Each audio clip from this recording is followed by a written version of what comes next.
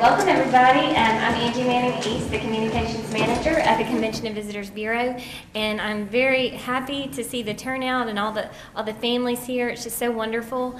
And Linda Gill is the Branch Manager at the Southwest Louisiana Genealogical and Historical Library, and she's put in a lot of work along with Mr. Mike Sawyer here with the Public Library System. And so I'm going to introduce Linda, and then she's going to come and introduce our keynote speaker for this afternoon. And don't forget, later on from 4 to 10, we have lots of activities happening in the exhibition hall.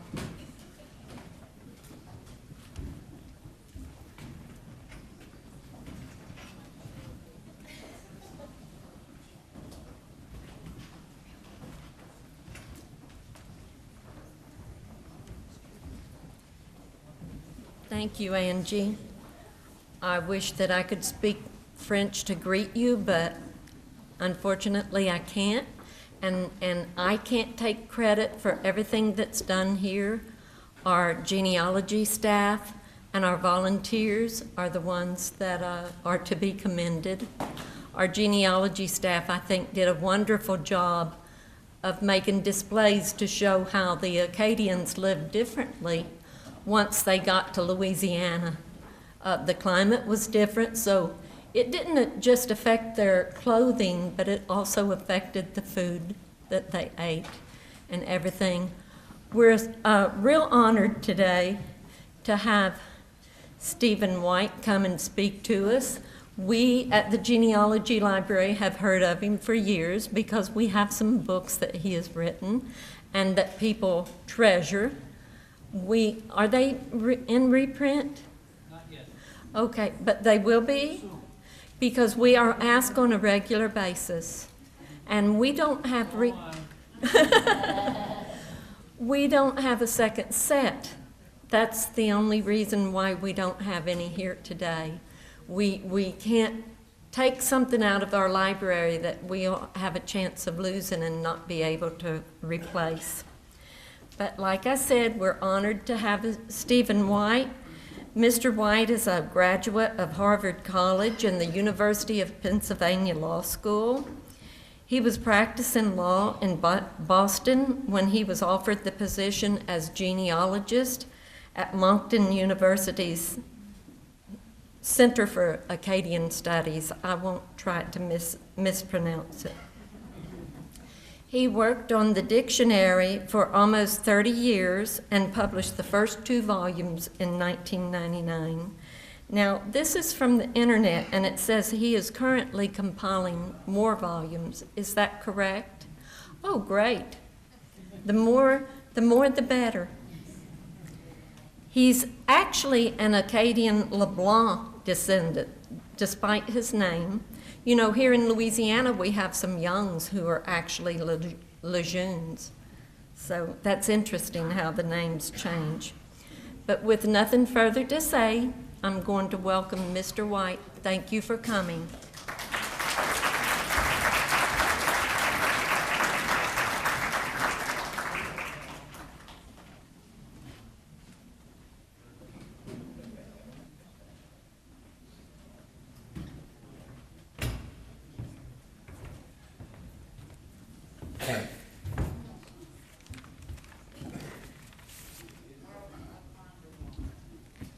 After all of that, I hope I'm going to be good.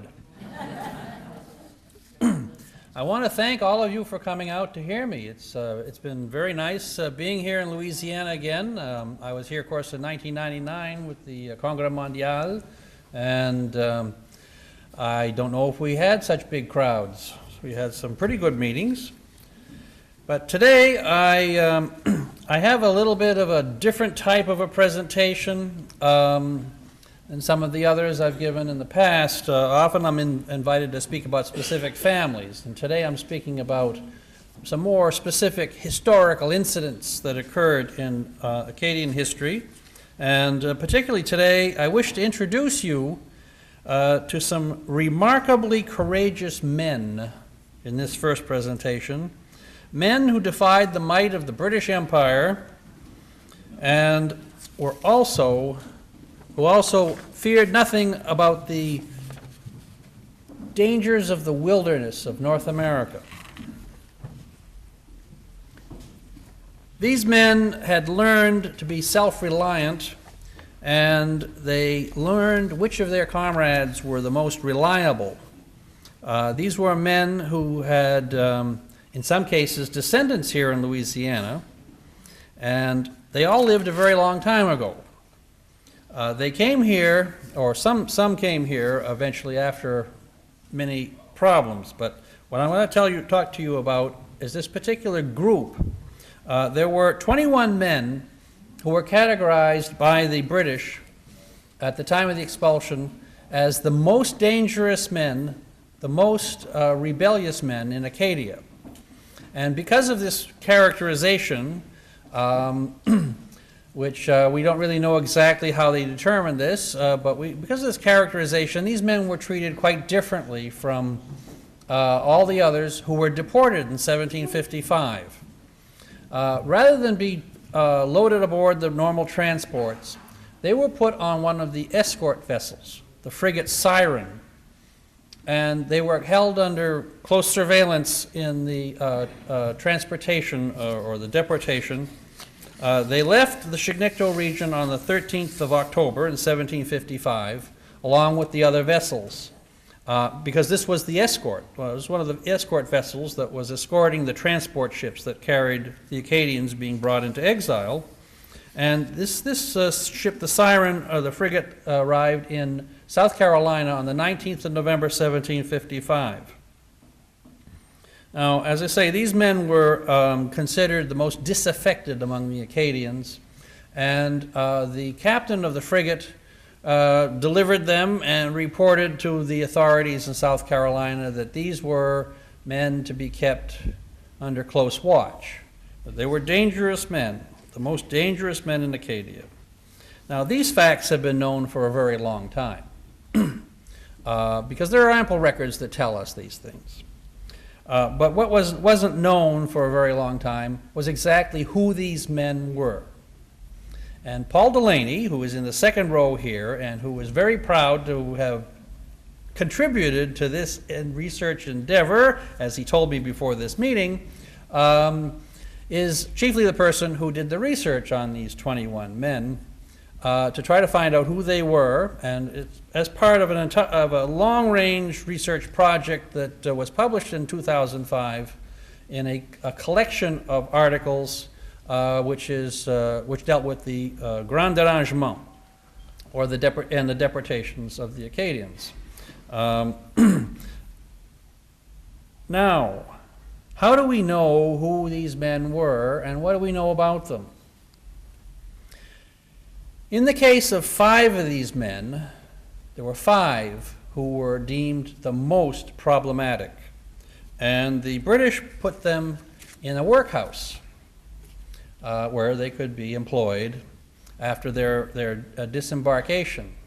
They kept a number of other men on the vessels for a while, and by the 27th of December in 1755, they managed to find a way to get rid of part of their problem, because they had, there were 9 of the men who by that time, by the 27th of December 1755, were loaded aboard other boats, no more than 2 at a time, because they were afraid that if they put too many of them together, there would be too many bad consequences. And they sent 9 of the men to Europe. And of course, this wasn't an all expenses paid vacation. They sent them to Europe because they simply wanted to get rid of them, so there wouldn't be a problem in their jurisdiction. And they sent them chiefly back to, or they sent them chiefly to Britain, the 9 who were gone by the end of December. And meanwhile, there were 5 who had been put in the workhouse, and the 5 didn't find circumstances in the workhouse congenial, so they left. Now, that wasn't a situation where they asked permission to leave, so they just simply left, and that made the people in South Carolina even more nervous. So they promptly sent out people to bring these fellows back. And rather than make the same mistake twice and put them in the workhouse again, this time they put them in a very closely confined prison or cell, and they thought that would be the end of the matter. But lo and behold, maybe one of the men was a locksmith or something, but they were gone in a flash again. And what happened after that was that a report was made to the Council of South Carolina, a report that was made, it was a letter received by the Council on the 1st of February, 1756, and it lists the 5 men who had gone missing. One was Alexandre Broussard. Are there any Broussards here? Oh, good, and I imagine some descendants of Alexandre Broussard, because most Broussards, or a lot of Broussards around here descend from him. And his son Victor Broussard, and it's specified that it is his son Victor Broussard. Some people had some question about that. And 2 brothers-in-law of Alexandre Broussard. Alexandre Broussard was married to a Marguerite Thibodeau, and his wife's brothers Joseph and Michel were 2 more of the men. And then the 5th man was a man named Pierre Vincent, who was generally known as Pierre of Michel, because he was the son of Michel Vincent. These were the 5, and because we had the names of these from a document, there were the first 5 out of the 21 men. And then there were 16 others, obviously, and it was a lot more complicated to find out who they were. But first I want to tell you a little more about just who these men were. Alexandre Broussard, as the lady over here probably already knows, but may bear along with me as I repeat the details. In 1755, he was a man 56 years of age, approximately. He had been married for 31 years to his wife, Marguerite Thibodeau, and they had 11 children who were aged between about 5 and 30, and 6 of them were already married, 6 of the children. So this was a man who had a certain age and was in his mature years, and evidently had a great deal of respect in his community because he had served in Acadia as a deputy. And he plays a very important role because he's always the leader in these matters, as I'll tell you shortly. And as I mentioned, his son Victor, who was perhaps about 27, 28, we don't have real good information about when he was born, and he had been married for about 3 years to a woman named Elizabeth Leblanc, and they had 1 child, and she was expecting another in 1755. His uncle Joseph Thibodeau was married to Anne-Marie Savoie. He was 44 years of age. They had been married about 17 years, and they had 5 children. And she was near full term for another, the 6th. The eldest of their children was 15 years of age. Michel Thibodeau, the next of the Thibodeau brothers, the brothers-in-law of Alexandre Broussard, was 47. He was a bit older. He had been married for 26 years to Anne-Marie Richard, and they had 7 children who were aged between 6 and 22. The eldest of their children was already married. So you see, these are men of a certain substance and age and so on. They were family men. And of course, Pierre de Michel, the 5th, he was married to Anne Comeau. He was about 48. Another middle-aged man. He'd been married 22 years and had 9 children, although it appears from the records that 2 of his children may have died by that time. But the children who were living were aged from about, well, they were almost 2 years of age up to 21. And, of course, what the British had done was they had put these 21 men on this vessel, the Siren, without bringing along the wives, the children, the grandchildren, the sons-in-law, and so on. So these men had been separated from their families. All 21 were separated from their families. And those 21 were part of an overall group in the Chignecto area of about 200, Paul, would you say? About 200 men who were separated from their families. So this is one of the situations that was rather unfortunate in the deportation. Of course, the official rule had been not to deport people not to deport families in different vessels. There were not supposed to be any separations. But in this case, there was a certain separation. And in the case of the dangerous men, they didn't particularly care about that.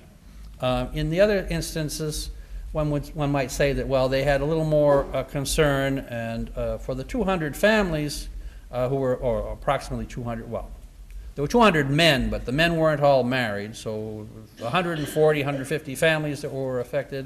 The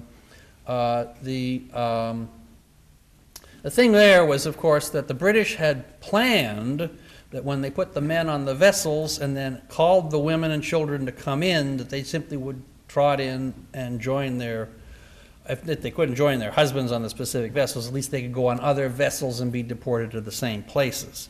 Unfortunately, that didn't happen because of the advice they had gotten from their local missionary, who said, don't turn yourselves in, and they won't dare to deport your menfolk without you. And of course, he lost that bet. So we have these men being deported without their families. Now, what happened was these 5 escaped, and bit by bit, the British, or the people in South Carolina, managed to send away all the others, the other 16. And most of them were sent to Britain. There were a few sent to Portugal. There were some sent, as I said, by the end of December. There were others sent in January. And by March or so, they were all gone. Now, what happened next was that in Great Britain, they have these dangerous men who arrive, but they didn't look all that dangerous to the British in Britain, and they asked them what they were doing there, and they had these documents, these certificates of deportation that had been issued by Governor Glenn in South Carolina, and it said that these men are dangerous, we're getting rid of them, and, well, someone raised the issue of, is this a reasonable thing to do? What's the proof that these men were malefactors? You just have the word of this captain who tells you that somebody in Nova Scotia says they're dangerous. We can't hold these men. And another issue was the fact that there was no war. At that point, the war hadn't been declared yet. So the British decided, well, we're going to let these fellows go. And they did. They let them go over into France. They weren't going to pay their passages all the way back to North America, but they let them go to France. And they worked their way to Rochefort, and in Rochefort they worked as carpenters, and they managed to eventually have enough so they could book passage on a vessel called the Chariot Royal, which sailed back and forth from France to Louisbourg. Louisbourg was still French. This is 1756. Louisbourg wasn't to be captured until 1758. So they booked passage on this vessel. By coincidence, the captain was part Acadian. His name was Le Large. His mother was a Sanson, the same as my grandmother. So we're related. And anyway, they set sail. But in the meantime, the war had started. So a French vessel, along comes some British vessels, bang, bang, bang, you're captured, and we're bringing you as a prize to Britain. So the Chariot Royal was brought to Britain. Now, for these fellows, this is a disaster, but for the genealogists, this is not that bad a thing because it means we're going to get some more records. And in fact, that's what happens. And we were very fortunate, that is, those of us who've been trying to compile information on these fellows and all the rest of the Acadians, that there's a man who was living at one time in Texas. I don't know if he's still there or if he's still living, but a man named Push, who found these certain records in the British archives and the British records that related to the capture of the Chariot Royal. And there were all sorts of documents about the proceedings that followed and the evaluation of the vessel, and I suppose it was sold and whatever have you with prizes, and that's what usually happened, and the goods on board and so forth. But there's also a list of the Acadian men, the passengers who were on the vessel that had been captured. And from this, we get the names of 9 more of the men. The Chariot Royal list gives us the names of Joseph Leblanc, Pierre Giroir, Pierre Forêt, Pierre Cyr, Jean Laure, Jean Brun, Olivier Saunier, Pierre Martin, and a Jean Sauvage, or Jean-Baptiste Sauvage. Now, this Sauvage is his family name. Now, in case anybody's looking for Indians, this is not Indian. This is a man named Jean Sauvage. And so we know that these were some more of the dangerous men. So now we're up to a total of 16. So I think Paul will agree this was a great discovery that really helped to fill in the names on the list. And as anybody knows who's done research on the Acadians, you have the name of Joseph Leblanc. Okay, there were 32 Joseph Leblancs. Could we get something else about this fellow so we might know who he was? And what we really know about him is that he was sent to England with a man named Bernard Godet. Okay, that's a clue, and it so happens that this Joseph Leblanc, we found out, he eventually managed to get back to Canada. He got to Quebec, and his friend, his very dear friend, Bernard Godet, had died. And to do a favor to Bernard Godet's widow, Joseph swore on oath that Bernard had died in Rochefort, along with several others of the group. He doesn't name the others, but he tells us that Bernard Godet died in Rochefort. And because he's in Quebec, and his wife, he rejoined his wife and children there as far as we know, although it's a little unclear as to when he arrived, and she died around the same time. So if they were reunited, they weren't reunited for long. But we know from the records that we've been able to put together that this Joseph Leblanc is the one who was married to Cécile Benoit. And bit by bit, we're able to identify the others on this listing, and let me present them to you.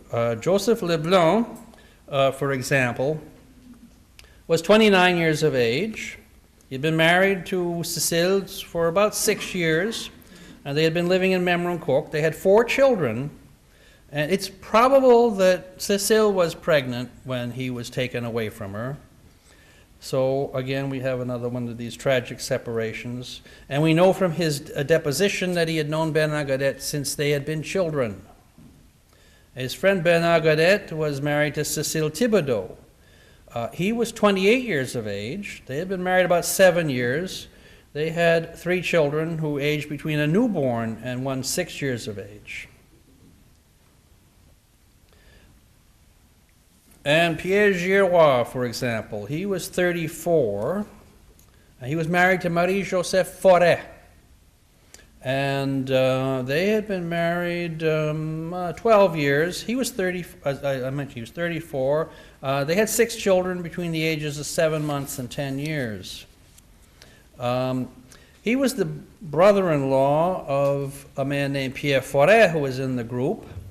That is, Pierre was his wife's brother. Pierre was 28. He had been married for 6 years, and he had 3 children, ranging from a newborn to 6 years of age. His wife was Isabelle Leblanc. And then we have Pierre Cyr, who was 44 or thereabouts. He was married for 20 years, had 8 children. It's possible that 2 had died before this.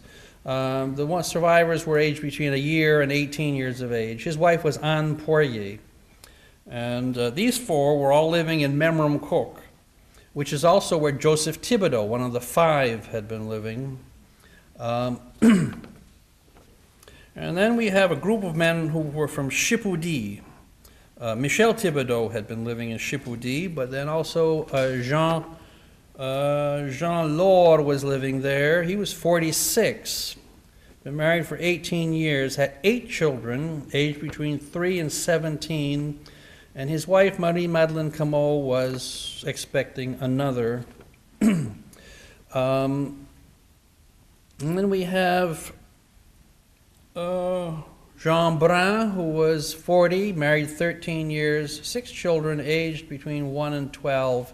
His wife, Marguerite Godet, who was Bernard Godet's sister, so he was a brother-in-law of Bernard Godet.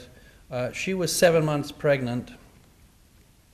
And there was an Olivier Saunier, apparently, in this group, who was 31. He had been married about 5 years, had 3 children aged 1 to 4. His wife was Anne Savoie. She was related to some other, to the wife of Joseph Thibodeau, but not terribly closely. And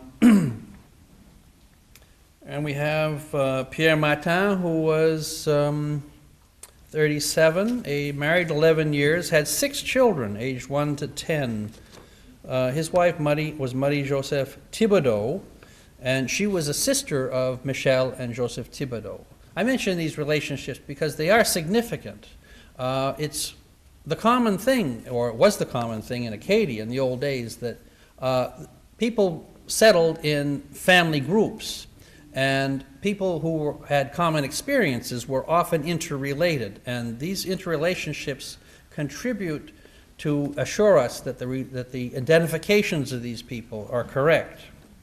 So I suppose these aren't the most interesting details, but you can understand and see from this that these are men mostly in the prime of their lives, and most of them had fairly good-sized families, and they had been married for a significant amount of time, and all of a sudden, in 1755, they're sent very many miles away, and their wives and children remain behind.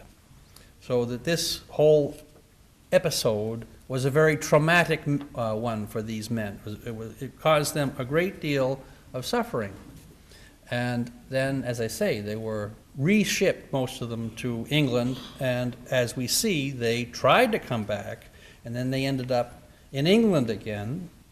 And with all the trials and tribulations that they faced, some of them couldn't hold up against it. And as Joseph Leblanc had indicated, his friend Bernadette had succumbed and died at Rochefort on the 28th of October in 1756.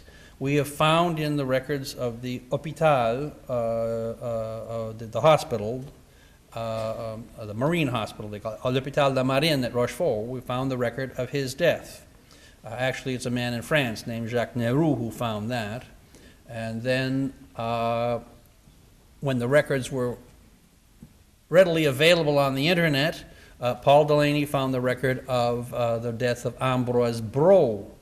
Now, Ambroise Brault, that was a surprise because we didn't know who any of the other men who had died at Rochefort were. And that gave us the name of yet another of the group. I found in this case the record of the death of Jean Sauvage, the one who's not an Indian.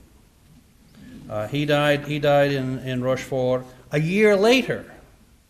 He is mentioned on the Chariot Royal, so evidently on the second time that they came through Rochefort trying to get back to their wives and families, Jean-Baptiste Sauvage, or Jean Sauvage, died in Rochefort. His death occurred on the 19th of November in 1757.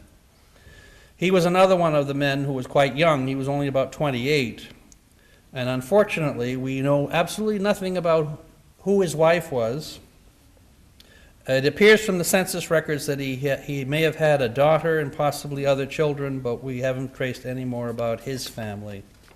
In the case of Ambroise Brault, however, we know that he was a man nearly 50, and he had been married almost 29 years, and he had a family of 10 children, ranging in age from newborn to 28 years. One was married. He was married to Marie Michel, Ambroise Brault was, and he's important to many people in New Brunswick because he's the ancestor of many of the Braults in New Brunswick. So this is a very interesting thing to know that he was one of these very dangerous men. I mentioned that, yes. So, who were the others? In Paul Delaney's article, he has tentatively identified the remaining 5 as Pierre Blanchard, Charles Martin, Grégoire Martin, Jean Martin, and Joseph Martin. Okay, it looks like he ran out of places to look, so he blamed all the Martins for the remainder of the story. We're not terribly sure in these instances, but it does appear quite plausible that these may have been the remaining men. Pierre Blanchard was from Memramcook. He was 34 years of age, had been married 11 years, had 6 children, twins among them. The children were from 7 months to probably about 10 years. He was married to Anne Martin, who was a first cousin of the others. And this is another thing, again, it's a family connection that suggests that there's a plausibility of supposing that he would have been in the group. And then the other Martins, 3 of them were brothers, Charles, Gregoire, and Jean. They were aged 29, 27, and 22. Only Charles was married at the time. And these 3 were all brothers of the Pierre Martin that we know was on the vessel. So it is plausible to believe that these would have been among the men in this group.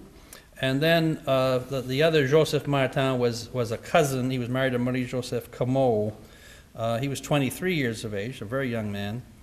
But we have an alternative possibility now, and we have still some exploration of the records to do in this regard, because I recently looked at the record of the marriage of Ambroise Breaux's son, Jean-Baptiste, who, by coincidence, was also in Rochefort. His father had died in Rochefort in 1756, and Jean-Baptiste Breaux was married in Rochefort in 1768.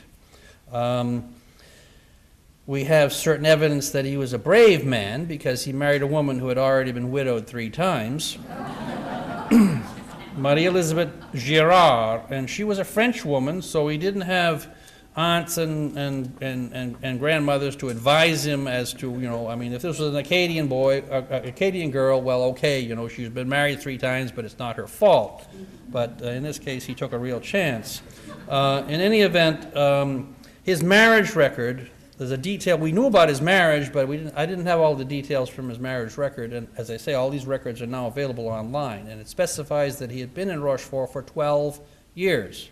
So that would mean he had been there since 1756, which is the year his father died.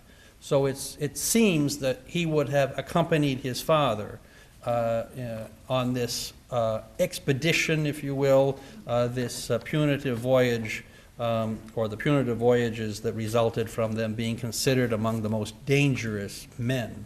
But the mystery is, after his father died, why he would have remained in Rochefort and not have tried to go home to his mother and brothers and sisters and so on. He was about 24 in 1755, evidently. And we don't know much about anything about him after, because a single man doesn't usually show up much in the records. But of course, as I say, he was married in 1768 in Rochefort, and he had been there, according to the record, for 12 years. Now, we need more research to find out if indeed he had been there for 12 years. And if he had been there for 12 years, well, why did he stay there, really, if he didn't have any family connections? So, these are the 21 most dangerous men that the British were very keen to rid themselves of, the worst Acadians. And of the ones who were in France, we know, as I mentioned, that Joseph Leblanc got back to Canada. So at some point in time, he managed, after 1757, to get back to his wife and children. Pierre Giroir also managed to get back, but he arrived a bit late because his wife had died in the during the smallpox epidemic in Quebec in 1758. He eventually remarried and settled at Saint-Jacques-la-Chigante. He was supposed to be the first Acadian to have settled in that part of Quebec.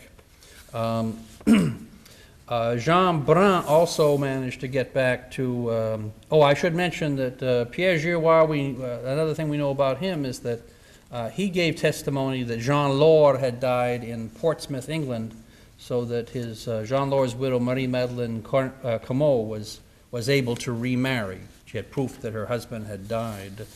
Again, this is another proof of the participation of this particular Pierre Giroir in this tragic series of events. And Jean Brun also made it back. However, he didn't make it back for very long because he died right after the smallpox epidemic in 1758. His widow eventually remarried. But of the 12 who tried to return, these 3 are the only ones that we know for sure who made it back. In the meantime, the 5 who had escaped from first the workhouse and then from the prison in which they had been housed, if you will, had managed to make their way to the Santee River in South Carolina. And it's evident that they wanted to go back to Acadia to their wives and children. And a number of groups at this time period in 1756 tried to do that. One group led by a man named Michel Bourque managed to get all the way back. But Michel Bourque and his group went up the coast in canoes. But this group, the 5, and by this time they had been joined by another 12 men. They had a different idea. If they went up the coast, they would have probably been captured, and then they would have suffered serious consequences. So they evidently had some particular information, and that was that the Santee River was opened onto the Atlantic Ocean. It was the end of a French trade route, a route that had been explored by the French, which went into the interior of the continent. So instead of going right, they went left and up the river and into the river system, into the interior of the North American continent. And again, through the efforts of Paul Delaney, we have a good deal of information about who these men were. Now, these are the 5 most dangerous of the most dangerous, and then another 12 men who have been identified as the 2 brothers, Michel Bastarache and Pierre Bastarache. Now, their identities are known because Michel Bastarache lived until 1820, and during his lifetime, notes were made about the return of these 2 brothers from exile, and the details given show that they were in this group. There can be no question about that. They were married to sisters named Godette.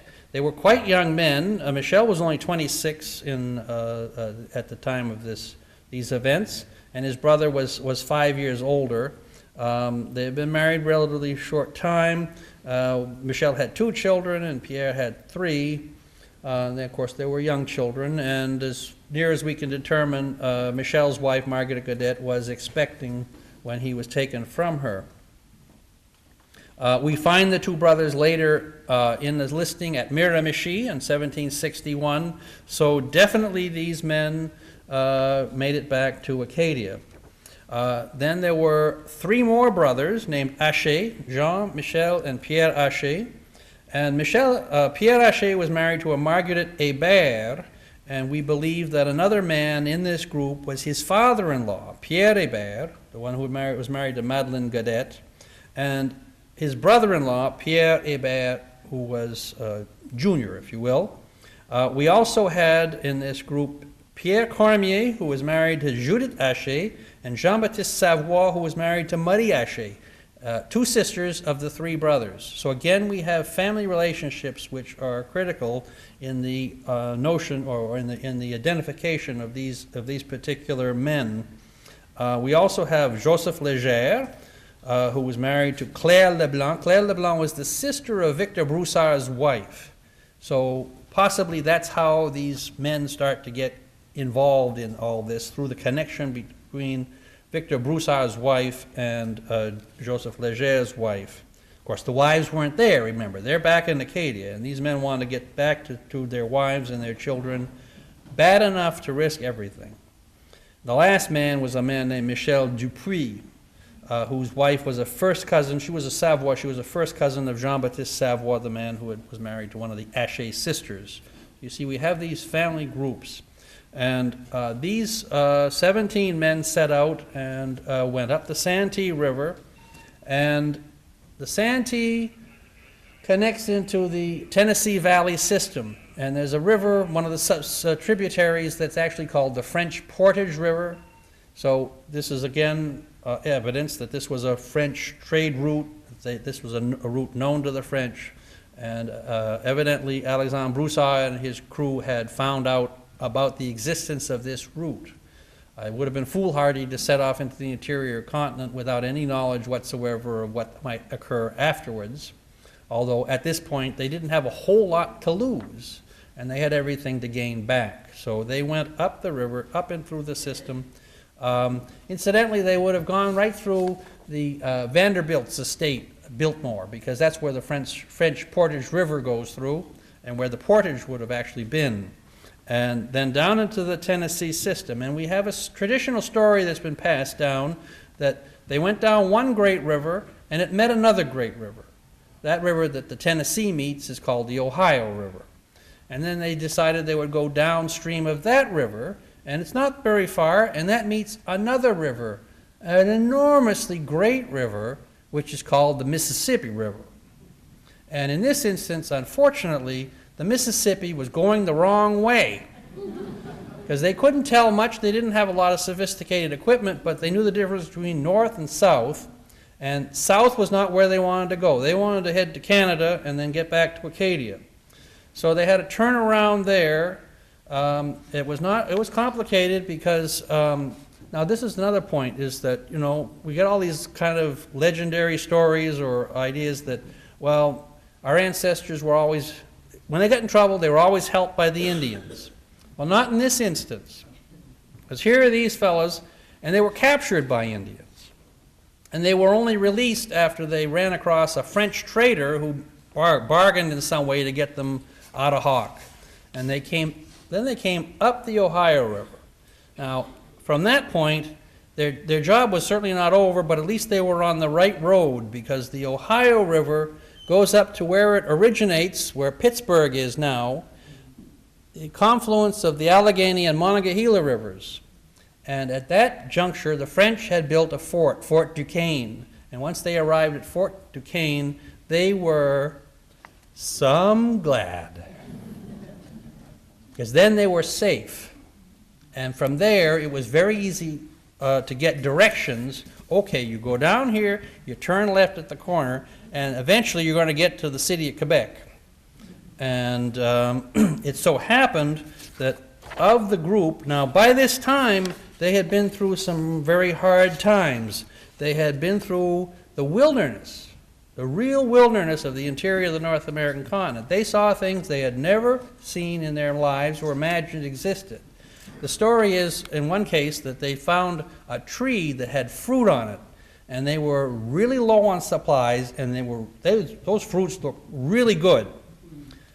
But they were afraid to eat them because they didn't know if they were poisonous or not. And the story that has been passed down is one of the men who was older than the rest, but maybe not as old as Alexandre Broussard, but he wasn't as valuable as Alexandre Broussard, volunteered to eat some of it. So he ate some, and he was glad because he had something in his stomach, and he didn't get sick. So they all ate of that tree, and that was another of the dangers that they faced and surpassed. They're captured by Indians and then released, and then they got up. But this still was a very tough journey. And we know that Pierre Hébert, for example, not the father, not the old man who probably tried to taste the forbidden fruit, but his son died during the voyage or the trip. We know from the Déclaration de la Mer that Pierre Vincent, Pierre Michel, he also died during the trip. And there's one man that we haven't yet really identified, and I suspect that it may be Joseph Martin, the one married to Marie-Joseph Comeau, because we know that she remarried in 1759, so he was dead by 1759, even though he would have been only a man in his 20s. And he could be the last man to identify in the group because we know he was dead by then, and we know the last of these men, the 17th man, or the third who was reported to have died.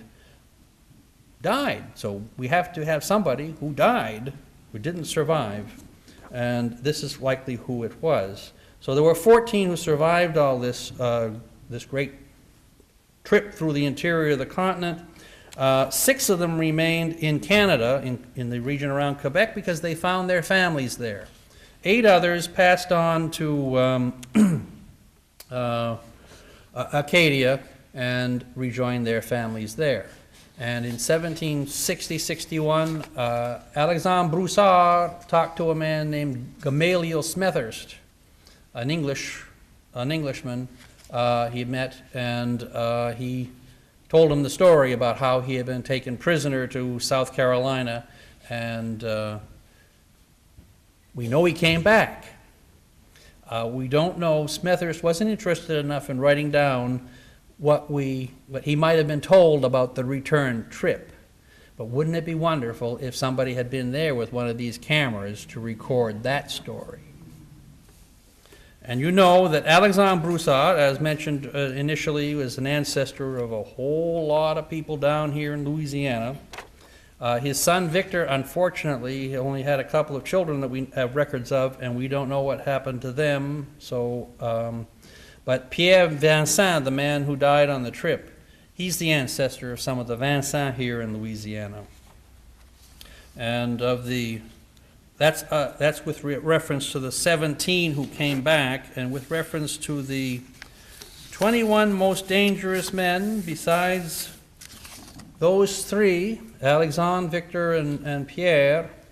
Pierre Martin, the one who was married to Marie-Joseph Thibodeau, he's also a Louisiana ancestor, although as far as we know, he never made it here himself.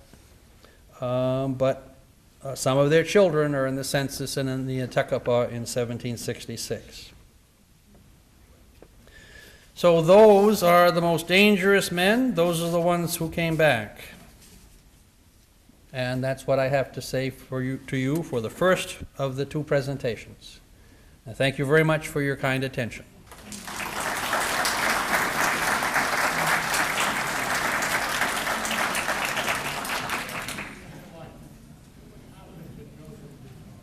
I beg your pardon? Joseph Broussard, you mentioned Alexander. Yeah, Yes. what happened to Joseph?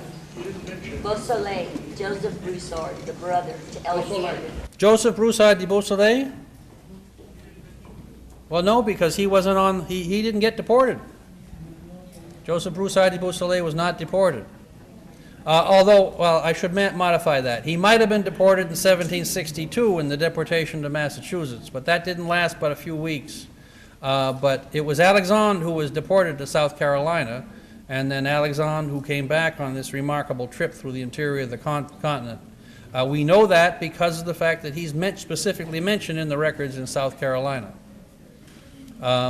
I gave a talk for the Broussard family reunion in 2004 in Antigonish, and I talked about the two brothers, and from my take on it, from what I've seen from the records, in my estimation, Alexandre was the brain and Joseph was the brawn. Yes, ma'am. What behavior have these men done that they were considered more dangerous than others? Ms. Gill wants to know about what these fellows had done to be so badly mistreated.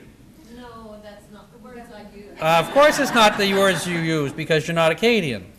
Now, what caused them to be punished in the way that they were punished? Why were they sent separately? We don't know exactly what they had done. Some men were taken in arms in Fort Beauséjour when it was captured. Perhaps some of these men had been taken in arms.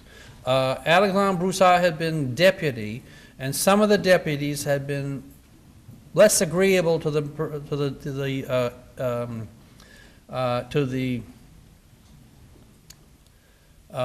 proposals of the British in various situations. So the question is, we don't know specifically. And the reason why those who were sent to Britain were released was because there were no specific charges against these men. There was no specific evidence brought forward. They were being deported because they were supposed to be rebels. If they could not have been rebels without having been British subjects. And if they had been British subjects, they should have been entitled to the process of British law. And all the Acadians should have been entitled to the process of the British law. And I would perhaps be able to submit to the Bar Association on Friday, because I'm going to be there, that the provision in the Constitution of the United States that there can be no confiscation of property without due process of law might have had some idea of what had befallen the Acadians behind it. Sandra? Did you say Beausoleil was Alexandre's brother?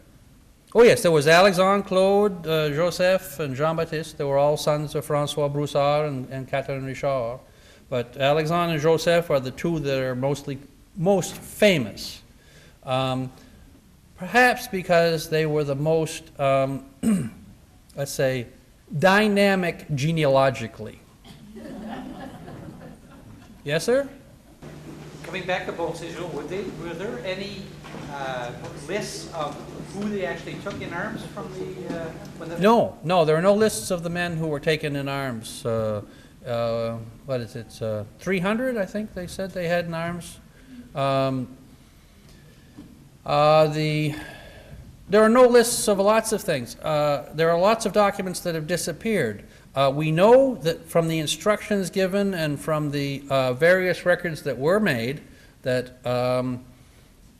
for all these ships that were brought, all these people who were loaded on the ships and deported and all that sort of thing, that there were lists in all the, you were supposed to take aboard the following people. There were lists of names and all that, but very few of those things were preserved. In South Carolina, they preserved some lists for some of the ships that came from the Chignecto, the Dolphin, the Cornwallis, for example. We have names of the families, but in most instances, those records were not retained. What was retained were totals, which were very important because the ship owners were compensated according to how many people they had transported. Mr. White, I had received some papers from my cousin just before Labor Day weekends, the first time I had any records on the Broussards. And in my papers doesn't necessarily mean they're correct. I'm asking them. It said that the Beausoleil, Joseph and Alexandra, they were both Beausoleil, but they were the head of a resistance against the British because they did not want to be under their rule. So would that have been the reason why they were so bad? Well, now, the situation, I think, in the actual history was very complex. The Broussards, those two brothers particularly, they seem by their actions to have led lives which would give one to understand that they were perhaps a little less interested in being fettered by authority than some others. The probable reason for their settling as far up the Petitcodiac River as they did near the present town of Salisbury in New Brunswick suggests that they wanted to get away from the authorities. And we know that Joseph, for example, had been, how should I say, a little too handsome, a little too alluring for some of the girls, and had gotten into trouble. Well, actually, the woman had gotten into trouble, I suppose. But in any event, they had their frictions, let's just say. Maybe they were going all that way up the river because the girl's daddy was still unhappy or something. But anyway, the situation was that they did settle way up the Petitcodiac River. Alexandre was a deputy, which normally means that he got along well enough. The whole situation in the Chignecto was very much in flux from the time that the Indians burned down Beaubassin. They burned down the church. And there were lots of refugees who had moved across the Messaquash River. The French wanted that. They wanted to force them out of the English territory. The English had built Fort Lawrence, and then the French built Fort Beauséjour, and then of course the war started and Fort Beauséjour fell. In the meantime, the Broussards were probably involved in various things which may or may not be considered legal today. The other thing, though, is that Alexandre was deported, and in the meantime, Joseph stayed behind. We know that he was involved in actions which amounted to a sort of resistance, an armed resistance against the British, trying to not to be deported, and so on. The term resistance, I find it, I have some problem with that term because to me that speaks of France in the Second World War and a whole different sort of a situation. And according to a lot of the contemporary reports or contemporary documentation, a lot of the actions which are pointed to as incidents of armed resistance consisted more of the fathers of families who were starving going out to get back a few cattle to feed their kids and getting caught at it. And you get caught, well then one thing leads to another, and there's gunfire and somebody gets killed and so on, and all that sort of thing. There were these incidents. Relatively few were incidents that would be, there certainly wasn't any organized resistance to throw out the British by any means. We could take a little break perhaps now and then begin the second session in a few minutes.